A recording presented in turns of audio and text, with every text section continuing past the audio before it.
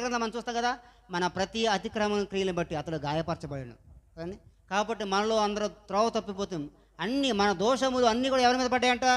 ప్రభు మీద పడ్డాయి. అంటే మధ్యవర్తిగా ఉన్నటువంటి యేసుక్రీస్తు ప్రభు తన పైన మోసుకొని మనల్ని విమోచించాడు, మన ఫ్రీ చేశాడు. నా బండి మీద చూసారా మీరు?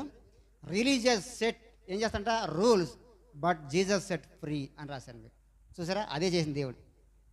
మతాలన్నీ కూడా రూల్స్ ఉంటాయి. ఇగో ఇది చేస్తేనే కానీ నువ్వు పరలోకం వెళ్ళవు, ఇది చేస్తే కానీ నువ్వు మోక్షానికి వెళ్ళవు, ఇది చేస్తే కానీ నువ్వు ఏం చేసి చెప్పండి అక్కడ ఆనందాన్ని పొందుకోలేవు.